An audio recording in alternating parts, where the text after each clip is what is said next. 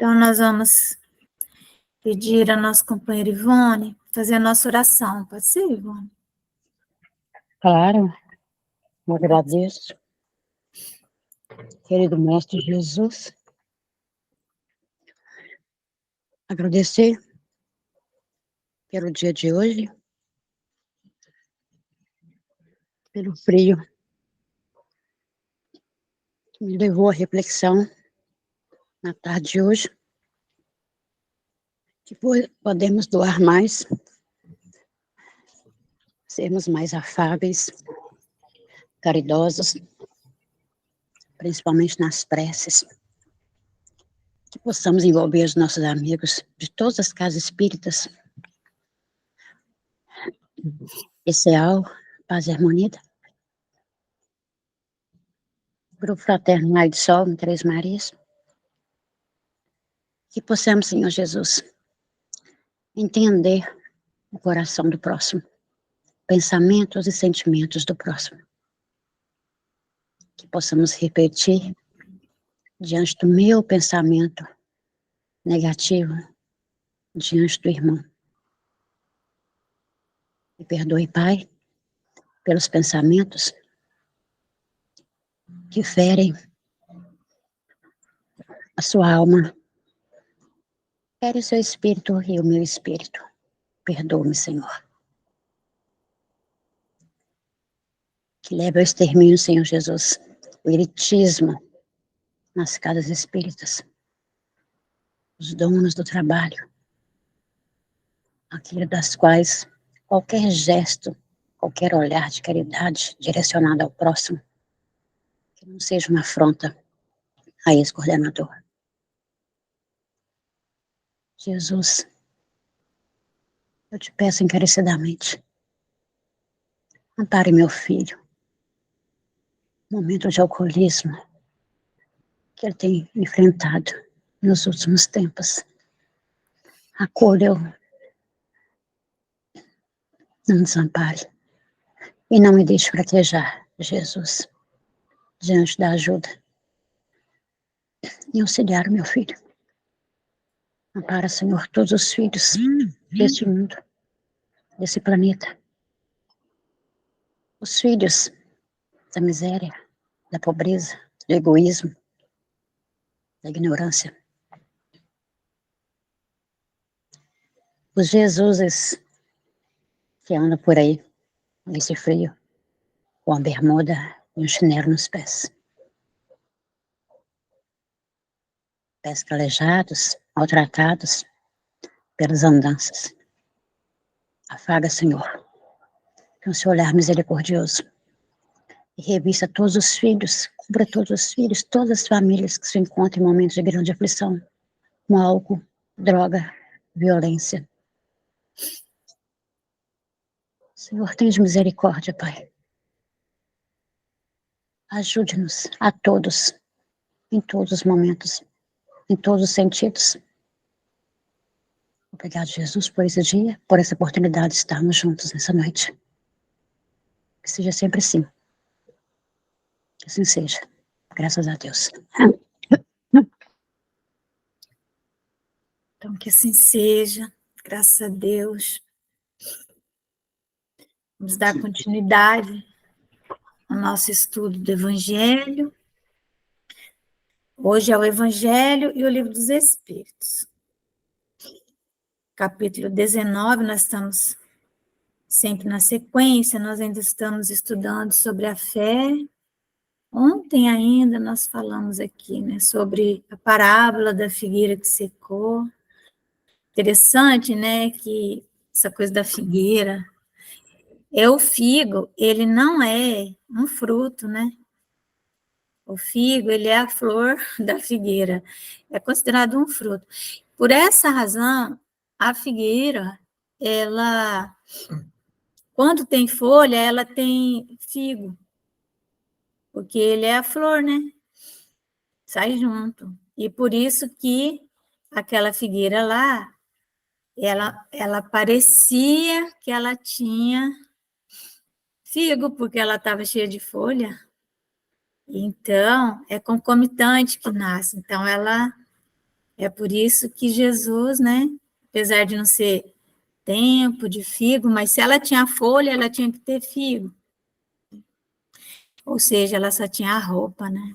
Por isso que a gente viu ontem. Assim como muitos, não é, religiosos, que aparentam, né, aparentam só o verniz da religião, só um verniz mesmo. Quantos em todas as religiões, né? Enfim. Aí nós vamos, então, a instrução dos espíritos, e tem 11, a fé, mãe da esperança e da caridade. Então, a fé é a mãe, né, de todas as virtudes, porque a esperança e a caridade são, sem dúvida, as virtudes de linha de frente, né? Mas elas têm uma mãe, que é a fé. Portanto, se nós não tivermos fé, nós não vamos ter esperança e não vamos conseguir realizar a caridade. Olha só, né? Portanto, nós temos que cuidar da nossa fé. A nossa fé, ela está localizada onde? Ela está localizada na nossa mente racional. Ela tem uma relação com as nossas conexões, a nossa capacidade de fazer raciocínios, de ver de ter leitura das situações. Ontem nós conversamos sobre o que é ter leitura. Leitura não é ficar lendo livro, nem tanta cultura, não é isso. Leitura é uma capacidade de ver o cenário e compreender o cenário onde estamos. E ao compreender o cenário, fazer os planejamentos. Porque não adianta você fazer um planejamento sem compreender o cenário. Isso vale para tudo. Às vezes, um centro espírita ele está localizado numa determinada região e sem procurar conhecer o entorno, sem fazer uma pesquisa, fazer uma leitura de cenário, começa a desenvolver determinado tipo de trabalho. Mas aquele trabalho, ele não é o que aquela comunidade está necessitando naquele momento. Então, fica desconectado. Faltou leitura de cenário. Então, é muito importante saber em que região geográfica o centro espírita está, qual é o grupo do entorno, atender o entorno, seu entorno, ali próximo. Mas sempre lembrar, né, aquele texto, né, do Chéveros sobre a riqueza, toda aquela parte ali que fala de emprego da riqueza. Então, ele diz assim, alivia primeiro, informa-te depois. Ontem nós falamos sobre isso. O espírita que não despertou para isso, né, ele vai sempre julgar, sempre está julgando aquele que teoricamente é o amparado, né? Então vamos lá. Para ser proveitosa, a fé tem que ser ativa. Não deve entorpecer-se. O que é uma fé ativa? É movimento. Não é a fé contemplativa. Chegar, centro espírita, na igreja, seja onde for, ficar orando, ficar meditando. Tem centro espírita que tem um cantinho da reflexão, né? Enfim. E a pessoa fica ali pensando. Mas isso não dá fé em ninguém, porque não tem proveito. É muito mais proveitoso uma pessoa que se movimenta na direção do outro sem nem saber que ela está trabalhando a benefício do progresso da humanidade e, portanto, alinhado com o propósito de Deus, do que alguém que fica ajoelhado, né, rezando o rosário, ou mesmo, vamos falar de nós, né, no centro espírita, naquelas reuniões intermináveis, e onde os filhos do Calvário pouco acesso têm. Pouco acesso têm. Temos que pensar nisso. Então, a fé não deve entorpecer-se. Mãe de todas as virtudes que conduzem a Deus, cumpre-lhe velar atentamente pelo desenvolvimento dos filhos que gerou. Então, ela é mãe de todas as virtudes que conduzem a Deus. Por quê? Porque a fé, ela é um dom de Deus e é o primeiro dom, a primeira ferramenta que Deus coloca no princípio inteligente. Princípio inteligente, quando ele inicia seu processo de ascensão vinculado à matéria, né? Pelo mergulho no mundo material. Então, é a fé. A fé, por isso, ela está localizada na mente racional. Porque a mente também é uma ferramenta que Deus conferiu ao princípio inteligente para que ele pudesse, espalhando-se pela realidade, compreender essa realidade.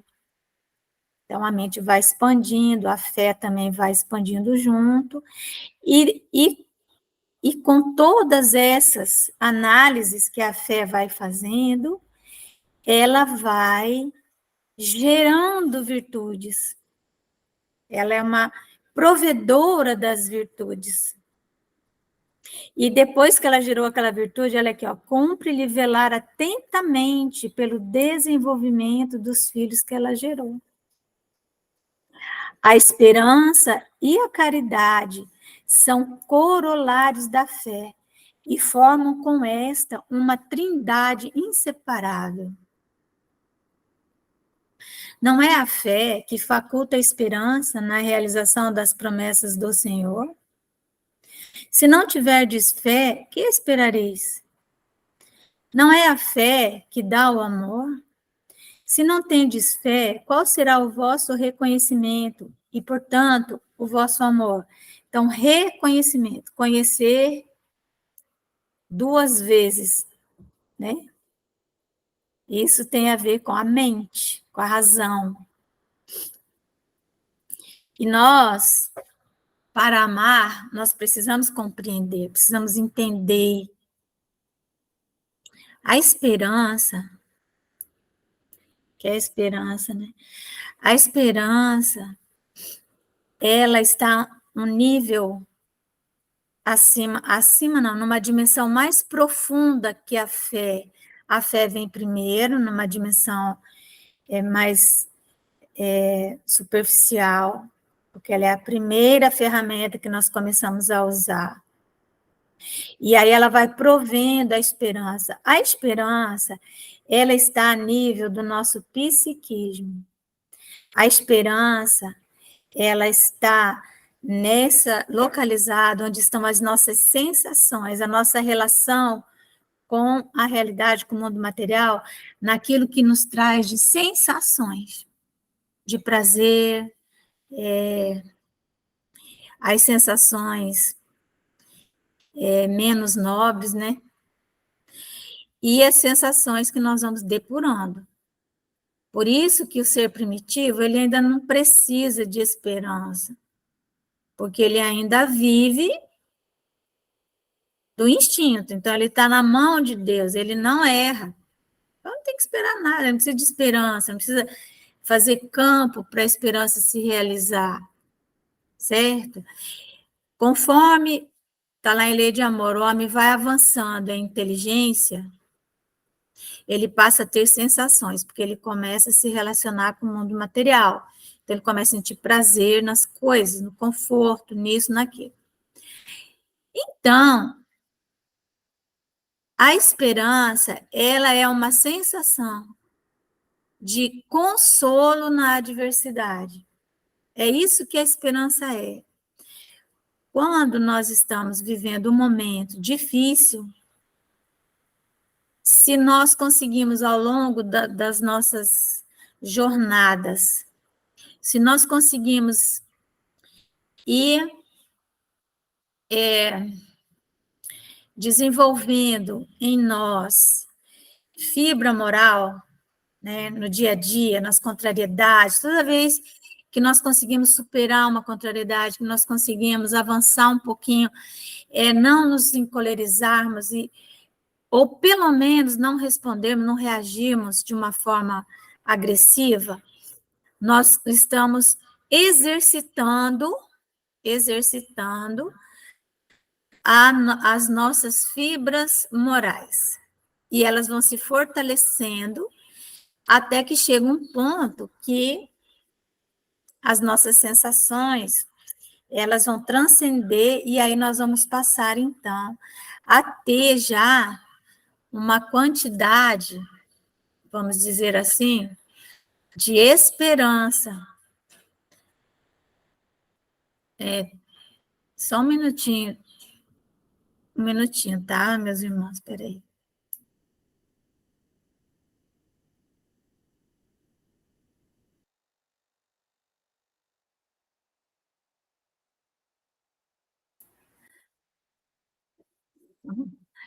Tinha alguém aqui dando eco. Bom, então, nós vamos estocando magnetismo, energia. A fé, a esperança é uma energia psíquica, do psiquismo, certo? Ela é do nosso psiquismo, a esperança. E conforme nós vamos, a cada dia que nós vamos conseguindo superar alguma sensação de mal-estar, pequena que seja, pequena, essas aí que são os nossos treinamentos. Nós começamos a estocar, nós vamos guardando, tipo assim, um tanto ali de magnetismo de esperança, vamos dizer assim, né? Na faixa da esperança. Aí chega um dia que nos acontece algo realmente grave. E aí nós temos estocado, nós temos fibra moral, nós seguramos, porque nós conseguimos abrir campo para a esperança poder se manifestar. A esperança é essa energia que nos consola. Ela nos consola. A esperança não é esperar que a coisa vai acontecer. Ela nos consola mesmo quando não vai acontecer. Entenderam? Eu tenho esperança que vai acontecer. Não, isso não é esperança. Nem é fé, porque a fé você tem que conseguir enxergar a lógica de que algo aconteça ou não. Às vezes uma pessoa está tão doente, está no estado terminal, ela não vai se recuperar. É só uma questão de tempo. O que a esperança vai fazer? Ela vai nos consolar. Ela vai nos colocar, nos localizar num outro patamar. Nós vamos enxergar um outro horizonte. A esperança abre um horizonte diferente. Quando algo que nós desejaríamos que acontecesse, não acontece. Ela abre esse horizonte e nós, então, enxergamos além, porque a fé faculta enxergar além. A esperança abre o horizonte, então nós vamos, aquela pessoa que é o nosso amor e que nós sabemos que é uma questão de tempo, mas que nós não voltaremos a vê-la. Então, nós vamos procurar consolo nas nossas crenças, nas nossas fibras morais, naquilo que nós já estocamos, guardamos, não é? Então, não sei se vocês estão entendendo. Eu me lembro quando, sempre que a minha mãe, né, Cuidei dela 9 anos. E sempre que ela ia para o hospital, ela ia várias vezes, estado bem difícil. Eu sempre sabia que ela ia voltar. A minha fé me permitia enxergar isso. Eu fazia algumas conexões que nem eu sei como que eu fazia, só sei que eu sabia que ela ia voltar. Porque a fé faz isso. Às vezes nós não temos uma lógica na nossa frente, mas a fé, às vezes, ela está tão forte que nós enxergamos com os olhos da intuição. Então, nós vemos coisas além. Então, eu sabia que a mamãe voltava. Até que teve a última vez que ela foi, ela nem estava tão mal, mas eu abracei ela e eu sabia que ela não voltava mais. Foi a fé que me mostrou isso. Não foi a falta de fé. A fé me mostrou que ela não ia voltar. E aí, eu procurei, no tempo que ela ficou na UTI, me preparar, abrir campo para a esperança, campo de consolo. E ela ficou 1 mês, né? E foi muito lindo todo esse processo, né, dela. Então, uma experiência que eu tive. Como que funciona a fé, como que funciona a esperança. E a caridade, gente. Sem isso, sem essa base, como que nós vamos ter força moral para ir ao encontro daquele que não vai poder nos dar nada, né? Aquela pessoa que é o miserável, né? A miséria significa, né? Miserável, miséria, o que é miséria? Vem de misericórdia. A misericórdia é acordo na miséria, aquela pessoa que não pode te dar nada. Ato de misericórdia é isso. Então, se não tendes fé, qual será o vosso reconhecimento e, portanto, o vosso amor, né? Inspiração divina, a fé desperta todos os instintos nobres que encaminham o homem para o bem. Existe aquela fé que nós conseguimos fazer as conexões, as análises, e aquela fé que vem da intuição, né, também. É a base da regeneração. Preciso é, pois, que essa base seja forte e durável, porquanto, se a mais ligeira dúvida a abalar, que será do edifício que sobre ela construídes? Então, nós falamos sobre a dúvida. A dúvida é um estado de loucura. Isso que é a dúvida. Seja o seu falar sim, sim, não, não, mas procede do maligno. Então, nós não podemos dar margem para aquela, mas será, né? Mas será? Não. Por isso que nós precisamos ter uma fé inabalável, que tenha leitura, que nós paremos todos os dias para alimentar essa fé. Por isso que os Espíritos têm nos convocado a todos os dias abrirmos um espaço de oração. E eles também falaram da importância dessas orações online, porque é a questão do magnetismo, né? O quanto isso, para eles, é mais fácil propagar essas ondas magnéticas quando nós estamos nesse meio que nós estamos agora. E depois eu estava olhando, vou falar uma coisa para vocês, despretensiosamente nós começamos a gravar, né, as nossas palestras, e aí eu fui olhar recentemente. É impressionante o número de pessoas que vão vendo ao longo da semana, do mês. Teve algumas que atingiram um número que eu jamais pensaria se fosse presencialmente. Muito grande mesmo, né? Bom, então imagina você levantar um edifício e ele ficar em falso, né? Então a dúvida é isso, ela deixa o edifício em falso, então ele vai desmoronar. Podemos ter dúvida.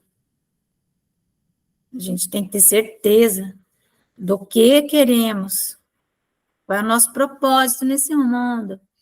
Levantai, conseguintemente, esse edifício sobre alicerces inamovíveis, que não se mexam. Por isso que Jesus fala, né, que a casa construída sobre a areia, quando ele fala isso, e a casa construída sobre a rocha. A casa construída na areia, essa casa que ele está falando da religião, da instituição religiosa, não é a nossa casa, é a instituição religiosa. Nós, enquanto cada um de nós pode significar uma escola religiosa, cada um de nós. Né? Nós podemos ser uma igreja, porque Jesus disse isso, né? Dia chegará em que Deus será adorado em espírito e em verdade, né? E dos templos de pedra não sobraria nada, só poeira mesmo. Então, construir a nossa casa sobre a rocha, é sobre a fé. Seja mais forte a vossa fé do que os sofismas e as zombarias dos incrédulos. Sofisma, gente, é quando uma pessoa chega e faz uma afirmação que ela é falsa. Aquela afirmação não é verdadeira. E aquela afirmação, ela leva a um resultado que ele contraria os ensinamentos, contraria a caridade, por exemplo. A pessoa fala assim, né, que você tem que ter cuidado para ajudar, porque isso, porque aquilo, porque a pessoa pode estar querendo te enganar, não é? Mas Jesus fala assim, dá quem te pede, e não te afaste daquele que possa te pedir emprestado, né? Com receio de que te engane, está no Evangelho. Não precisa ter esse medo, que a pessoa vai nos enganar. Qual o problema? É muita arrogância não querer que a pessoa nos engane. Né? Outro sofisma, isso aí, quem tem que resolver isso é o Estado, é o prefeito, é o governador. Outra coisa, não, mas isso aí que você vai fazer, você não vai acabar com a fome no mundo. Isso é uma gota de água. O que você vai conseguir com isso, né? Tudo isso é sofisma, porque essas afirmações, elas não são verdadeiras. Elas servem para semear dúvida e para nos tirar do nosso propósito, do nosso caminho. Aí tem que responder, pois é uma gota, mas se cada um fizesse uma gota, nós teríamos inúmeros oceanos, né? Então, seja mais forte a vossa fé, então nossa fé tem que ser mais forte do que isso. Do que os sofismas e as zombarias dos incrédulos, visto que a fé que não afronta o ridículo dos homens não é fé verdadeira. Nós temos que afrontar, se afrontar a fé, afrontar o ridículo dos homens, é nos contrapormos de uma forma operante. Quantas e quantas críticas nós já não tivemos por posturas. Mas tu vai fazer isso, mas hoje é domingo, mas não sei o quê, enfim, né? No entanto, não é essa afronta, não é você falar mais alto que a pessoa, ser grosseiro, não. É você fazer aquilo que você sabe que deve ser feito, não é? A fé sincera, ela é empolgante e contagiosa. Comunica-se aos que não na tinham. A pessoa que tem fé, ela contamina quem está próximo, porque a pessoa com fé é uma pessoa alegre, feliz, né? Comunica-se aos que não na tinham, ou mesmo não desejariam tê-la. Porque eles vão vendo que a pessoa que tem fé, ela tem esperança. Se ela tem fé e esperança, ela faz a caridade. E uma coisa alimenta a outra, é um triângulo, né? São 3 vórtices, diz ali, né? Encontra palavras persuasivas que vão à alma, ao passo que a fé aparente usa de palavras sonoras que deixam frio e indiferente quem as escuta. Uma vez, uma amiga estava dizendo o seguinte, que contando que uma pessoa foi dar carona para uma pessoa que estava na chuva, na rua tal, e aí essa pessoa não era um necessitado, era alguém, né, um malfeitor. Aí quem estava ouvindo dizia assim, esse risco eu jamais corro, porque eu jamais paro, né? Então, eu jamais paro, né? Quer dizer, não sei o que é pior, né? Às vezes a gente é meio imprudente, é verdade. Eu vou dizer para vocês, eu já fui muito imprudente, mas nunca me aconteceu nada. E aqueles cheios de prudência estão sempre com problema. Pregai pelo exemplo da vossa fé para a incutirdes nos homens. Pregai pelo exemplo das vossas obras. Veja, então é a fé viva. Ontem nós falamos sobre isso, sobre a fé viva. Porque o que é a fé morta? A fé morta é aquela fé sem obras. A fé sem obra é morta. Acho que é Tiago que fala isso. Pegai pelo exemplo das vossas obras para lhes demonstrardes o merecimento da fé. Pregai pela vossa esperança firme, né? Aquele campo que se abre onde nós podemos, tipo assim, como se nós subíssemos num patamar e pudéssemos olhar mais o horizonte, mais à frente ainda, enxergar. Quando nós não temos nada para ver, né? Isso que é esperança. Para que nós possamos ter realmente esperança, nós temos que ter claro na nossa mente, a nossa fé tem que estar amparada na noção da eternidade e do infinito. Certo?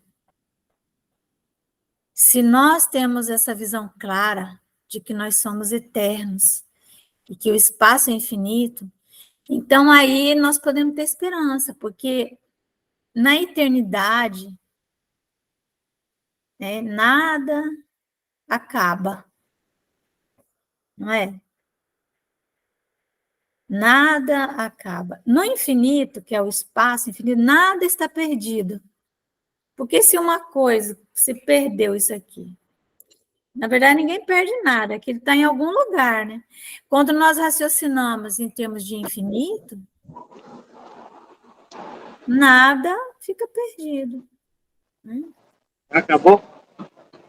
E em termos de... Espera aí, deixa eu tirar o som aqui do Eliseu. Tá bom? Então, pregai pela... E aí a esperança, quando ela está... Quando, por exemplo, nós estamos diante de uma pessoa que não tem mais vida, só o corpo mesmo, a esperança vai nos falar que na eternidade nós vamos nos encontrar. Não tem como, né?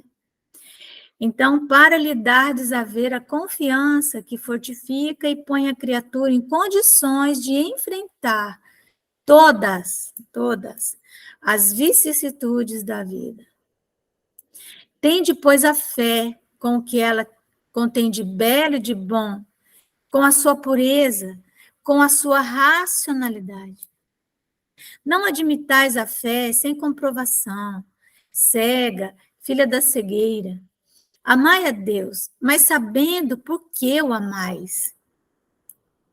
Crede nas suas promessas, mas sabendo por que acreditais nelas. Segui os nossos conselhos deles, né, dos espíritos, mas compenetrados do fim que vos apontamos e dos meios que vos trazemos para o atingirdes. Não é? Eles nos mostram à frente e nos dão recursos, condições para atingir os meios. Crede e esperai sem desfalecimento. Os milagres são obras da fé. José, espírito protetor, Bordeaux, ou Bordeaux, Bordeaux, Bordeaux, como queiram, né? Mas em francês seria Bordeaux. 1862. E aí, meus queridos, não vão falar nada?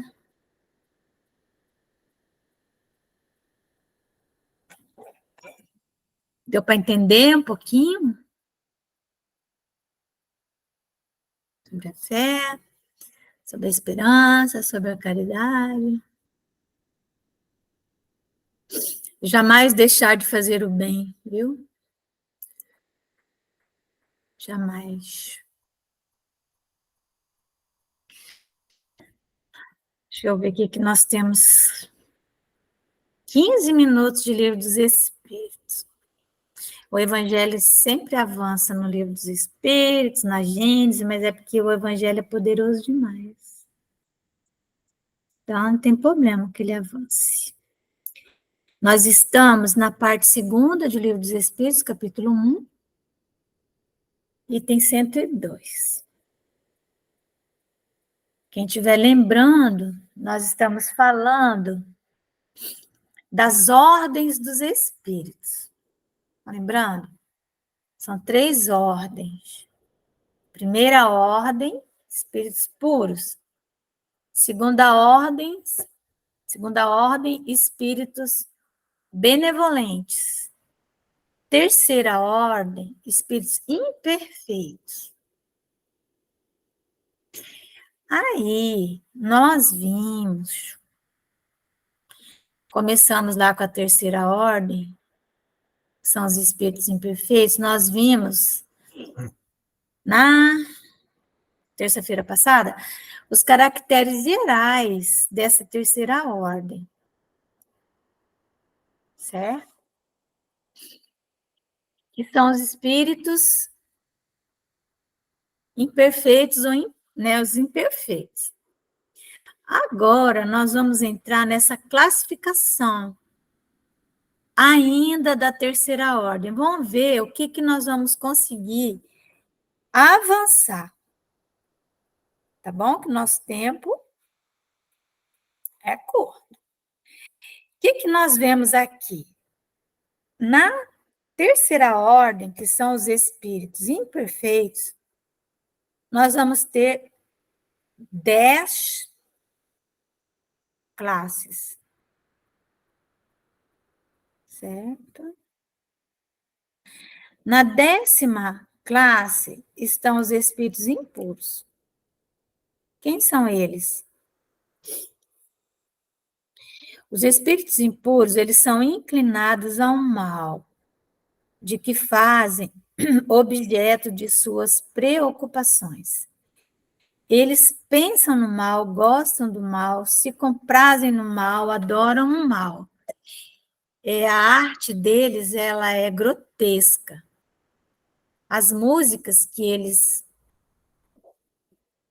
cultuam são grotescas também. São aberrações, né? Como espíritos, eles dão conselhos pérfidos. Sopram a discórdia e a desconfiança.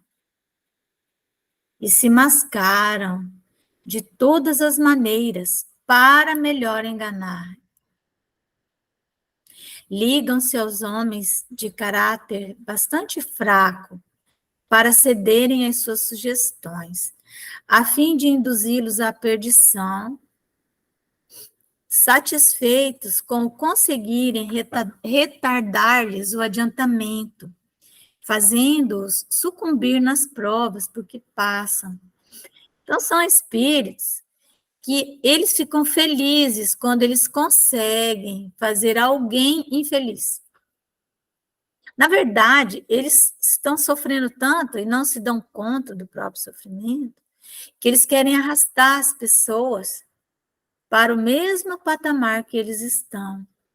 Então, por essa razão, quanto mais eles conseguirem retardar o adiantamento da pessoa, porque o adiantamento é inevitável, mas se eles puderem retardar, eles vão fazer de tudo. Nas manifestações, os espíritos, né, os impuros, se dão a conhecer pela linguagem. Imagina qual seria a linguagem desses espíritos. Nós vemos conosco, né, no dia a dia também, né? Trivialidade, grosseria, né? Assim como nos homens. Isso é sempre indício de inferioridade moral, mas também intelectual. Por isso que eu sempre falo, nós precisamos cuidar para não usarmos gírias demais, palavrões, né, palavras de baixo calão nas nossas conversas, mesmo fora do ambiente. Às vezes nós, sem nos darmos conta, às vezes nós começamos a entrar numa faixa e temos que ter vigilância, sabe? Porque nós vamos atrair esse tipo de espírito e eles vão potencializar isso em nós. Daqui a pouco nós estamos viciando em palavras de baixo calão, trivialidade, grosseria, né? A trivialidade e a grosseria, né? É sempre indício de inferioridade moral e intelectual. Suas comunicações exprimem baixeza, a baixeza de seus pendores. E se tentam iludir falando com sensatez, não conseguem sustentar por muito tempo o papel e acabam sempre por se traírem. Certo? Alguns povos os arvoraram em divindades maléficas, como se fossem os demônios, né? Espíritos do mal. Outros os designam pelo nome de demônios, maus gênios, espíritos do mal. Quando encarnados, os seres vivos que eles constituem se mostram propensos a todos os vícios geradores das paixões vis e degradantes. A sensualidade, a crueldade, a felonia, a hipocrisia, a cupidez e a avareza sórdida são as características deles. Fazem o mal por prazer, as mais das vezes sem motivo, e por ódio ao bem, quase sempre escolhem suas vítimas entre as pessoas honestas. Eu me lembro que eles adoram encontrar uma pessoa honesta e uma pessoa que está num processo de ascensão, tentando se melhorar, num ambiente em que eles possam atingi-la. Eu me lembro que o meu irmão, a gente era todo solteiro e tal, e ele, então, aqui tinha o carnaval, e tem até hoje a banda do Vai Quem Quer, né? Aí ele falou assim, eu vou na banda do Vai Quem Quer. Eu falei, mas por que você vai, né, lá?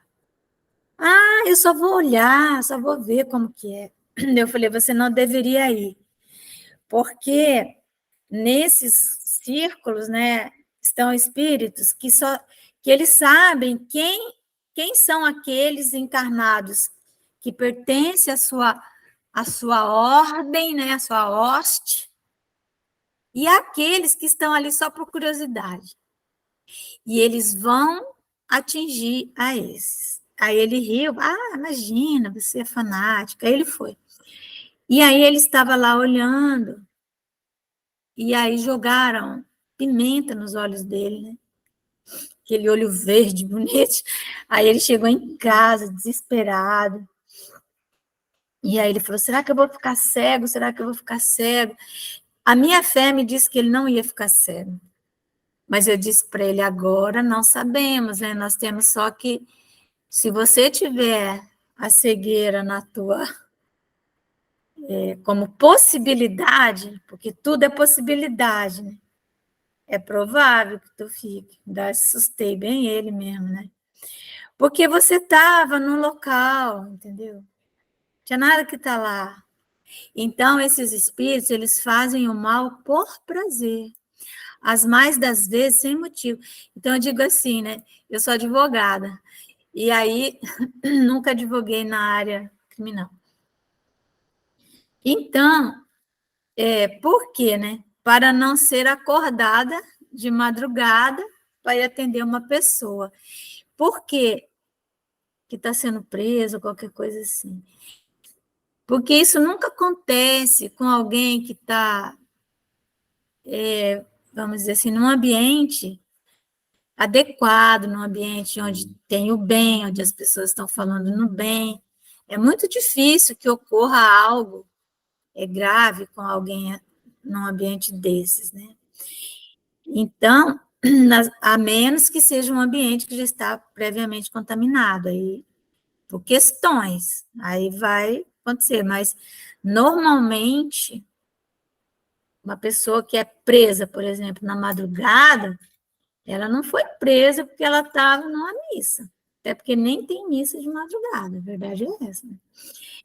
Então, as mais das vezes, sem motivo, e por ódio do bem, quase sempre escolhem suas vítimas entre as pessoas honestas. São flagelos para a humanidade, pouco importando a categoria social a que pertençam.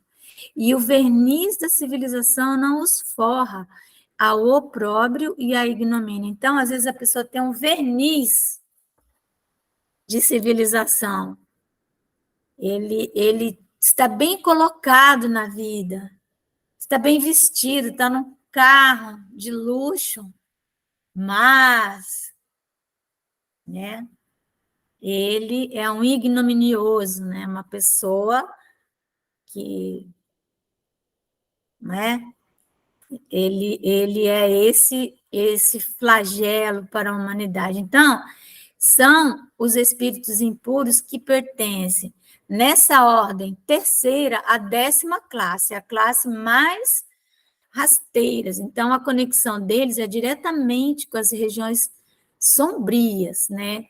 Com as regiões das trevas mesmo, né? Os demônios, maus gênios, espíritos do mal.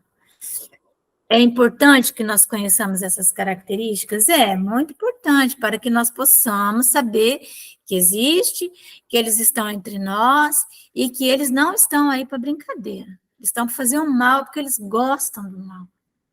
E na Terra ainda há a prevalência do mal, né? O bem ainda não reina na Terra. É a última questão, a questão 1019 do Livro dos Espíritos. Se um dia, São Luís pergunta, se um dia o bem reinará na Terra?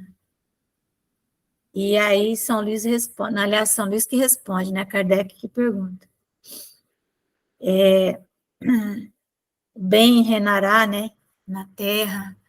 E aí São Luís diz assim, que o bem reinará na Terra quando entre os espíritos que a vêm habitar, os bons predominarem. Porque farão que aí reine o amor, fonte do bem e da felicidade. Então, é só aí que o bem reinará. Quando os bons predominarem. E quando é que os bons vão predominar, né? Por que que o bem não predomina? Aí eles respondem também, né? Porque os maus são audaciosos, os bons são tímidos. né? Quando quiserem, quando os bons quiserem, preponderarão, porque nós também temos que ser audaciosos na prática do bem. Podemos sentir medo, né, meus irmãos? Então, na nossa próxima reunião, nós vamos falar da 9ª classe, que são os espíritos levianos. Aí nós vamos conhecer esses espíritos, né, que são ignorantes, maliciosos, irrefletidos, zombeteiros, né? Mas hoje, então, nós vimos essa classificação desses espíritos e não vamos deixar de orar, especialmente nesse momento que nós estamos atravessando na Terra. Os espíritos nobres nos conclamam a oração diária. Os grupos espíritas precisam estar unidos diariamente em orações dirigidas para o progresso da Terra, para o bem do planeta. Então, nós vamos encerrando, vamos pedir Malvina, está ouvindo? Você faz a nossa oração? Faço. Precisamos orar pelo bem, né? Para que o bem prevaleça, né, irmã? Vamos orar.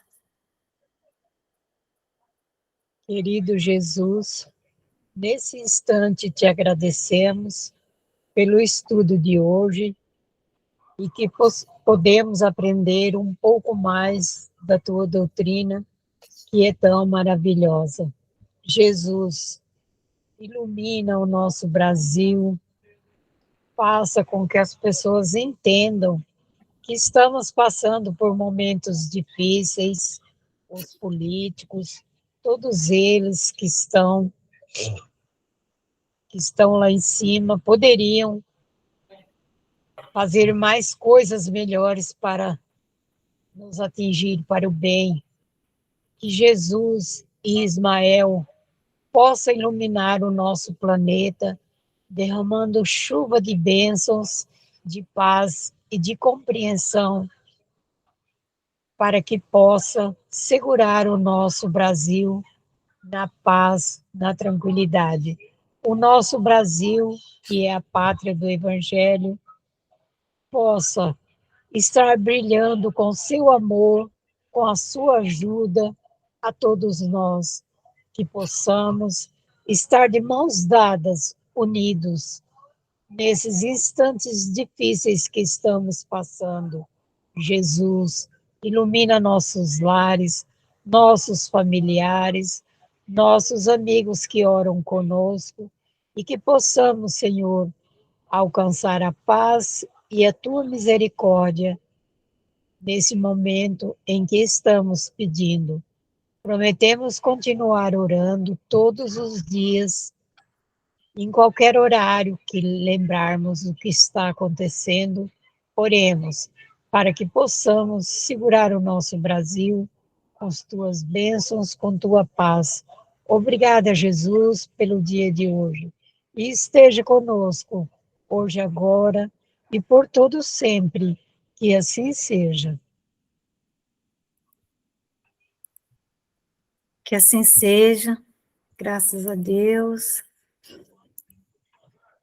Obrigada a todos por estarem